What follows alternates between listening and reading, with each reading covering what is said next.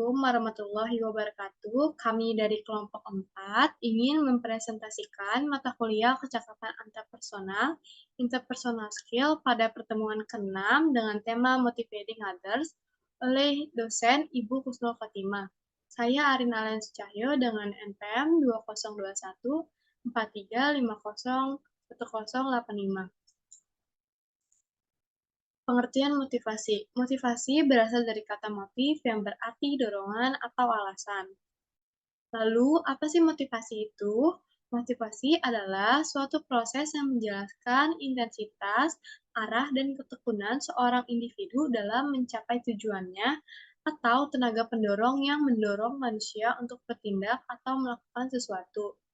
Terdapat 3 elemen utama pada motivasi, di antaranya adalah intensitas, arah, dan ketekunan. Tujuan motivasi. Secara umum, tujuan motivasi adalah untuk menggerakkan atau meningkatkan kinerja suatu performa seseorang agar secara sadar dan sengaja timbul keinginan dan kemampuannya untuk melakukan sesuatu sehingga dapat memperoleh hasil dan pencapaian dan tujuan yang diinginkan. Berikut ada beberapa teori motivasi berdasarkan konten. Yang pertama ada teori hierarki kebutuhan oleh Abraham Maslow, yaitu manusia memiliki 5 tingkat kebutuhan. Yang pertama ada physiological, yang kedua ada safety, yang ketiga ada sosial, yang keempat ada esteem, dan yang kelima ada self-actualization. Selanjutnya, teori yang kedua ada teori Y dan X oleh Douglas McGregor, yaitu manusia dapat dibedakan menjadi X yang negatif dan Y yang positif. Untuk teori ketiga, ada teori kebutuhan oleh David McClelland, yaitu manusia memiliki 3 kebutuhan. Di antaranya ada need achievement, need power, dan need affiliation.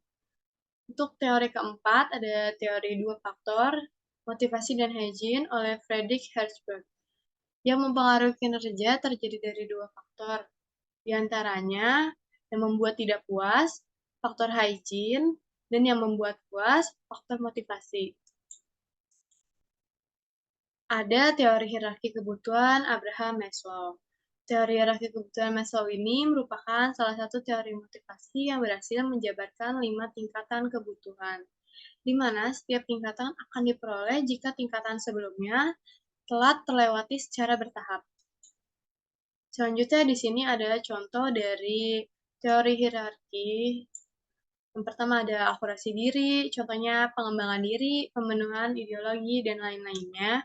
Yang kedua ada penghargaan, contohnya seperti pencapaian, status, tanggung jawab, dan juga reputasi. Yang ketiga ada sosial, sosial afeksi, sosial di relasi, sosial keluarga, sosial di lingkungan. Lalu yang keempat, rasa aman. Contohnya kayak keamanan, keteraturan, terus stabilitasnya. Yang kelima ada fisiologis, seperti sehari-hari, kayak makan, minum, tidur, pakaian, dan lain-lain. Sedangkan apabila seseorang tidak terpenuhi kebutuhan dasarnya, maka akan ada dampak negatif, yaitu tidak adanya percaya diri, kecemasan, mudah putus asa, tidak bertanggung jawab, dan tergantung pada orang lain, serta adanya kehilangan semangat hidup. Di sini ada teori Y dan X oleh Douglas McGregor, yaitu teori ini berpendapat mengenai bagaimana cara memotivasi karyawan untuk mau bertindak sesuai yang diharapkan oleh organisasi. Teori ini memiliki penekanan pada 2 aspek, yaitu perilaku positif yang dilambangkan dengan Y dan perilaku negatif yang dilambangkan dengan X oleh seorang karyawan di dalam lingkungan kerjanya. Teori X merupakan pandangan tradisional yang melihat sisi negatif dari seorang individu. Dan juga pemimpin yang menganut teori X ini berasumsi bahwa karyawan mereka cenderung pemalas, kurang motivasi, dan kurang ambisi, serta tidak memiliki tanggung jawab, lebih suka dipimpin, dan tak acuh terhadap organisasinya. Dan juga sistem pemberian hadiah dan hukuman adalah satu-satunya cara yang dianggap berhasil untuk menghadapi karyawan dengan sifat tersebut. Pada teori X ini, gaya kepemimpinan yang ada biasanya digunakan adalah gaya otoriter. Sebaliknya, pada teori Y, yang merupakan pandangan tentang manusia modern yang melihat hal-hal positif dari individu dalam organisasi.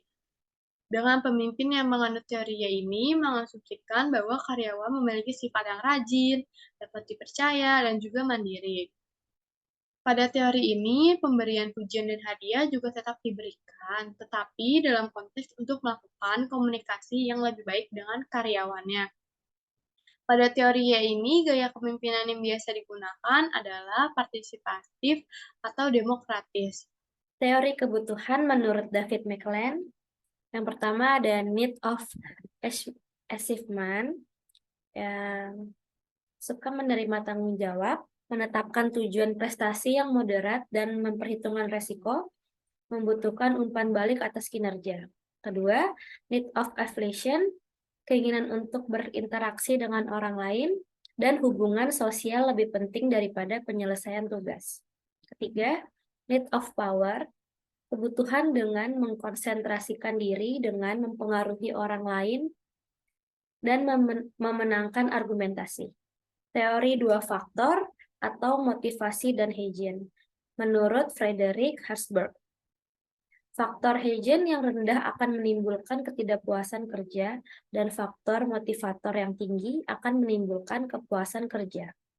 Faktor Hegel, kebijakan perusahaan, kualitas pengawasan, kehidupan pribadi, keamanan pekerjaan, dan tingkat gaji, dan faktor motivation, prestasi, kemajuan karir, pertumbuhan pribadi, minat pekerjaan, pengakuan, dan tanggung jawab. Teori motivasi berdasarkan proses. Di sini ada teori harapan menurut Fromm. Teori ini menyatakan bahwa motivasi tergantung pada ekspektasi individu tentang kemampuan mereka untuk menuntaskan tugas dan menerima penghargaan yang diinginkan. Logika dasar dari teori ini adalah orang akan melakukan apa yang mampu dilakukan apabila ia mau untuk melakukan. Ekspektasi, instrumentality, dan valensi. 1. Ekspektasi atau harapan, paham seseorang bahwa dengan kerja ia akan dapat mencapai berbagai tingkatan kinerja. 2. Instrumentality atau instrumentalitas, paham seseorang bahwa berbagai hasil kerja akan timbul sebagai akibat dari pelaksanaan tugas. 3. Valensi atau valensi, nilai yang diberikan seseorang pada hasil kerja tersebut.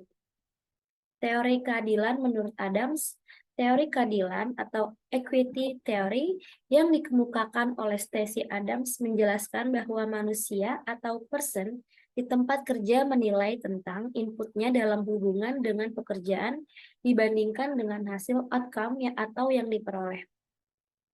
Teori motivasi ini didasarkan pada asumsi bahwa orang-orang dimotivasi oleh keinginan untuk diperlakukan secara adil dalam pekerjaannya. Menurut teori ini, komponen utama dalam teori keadilan input hasil keadilan dan ketidakadilan. Input adalah faktor bernilai bagi karyawan yang dianggap mendukung pekerjaannya, seperti pendidikan, pengalaman, kecakapan, jumlah tugas, dan peralatan atau perlengkapan yang digunakan untuk melaksanakan pekerjaannya. Hasil adalah sesuatu yang dianggap bernilai oleh seseorang karyawan yang diperoleh dari pekerjaannya seperti upah atau gaji, keuntungan sampingan, simbol, status, penghargaan, dan kesempatan untuk berhasil atau aktualisasi diri. Teori perilaku menurut Skinner sendiri mengungkapkan jika motivasi itu didapatkan dari faktor yang ada di dalam diri individu dan dari luar individu, bergantung dari mana proses aktivitas pendidikan diawali. Skinner memiliki 3 asumsi dasar dalam membangun teorinya. 1. Behavior is lawful atau perilaku memiliki hukum tertentu. 2. Behavior can be predict atau perilaku dapat diramalkan.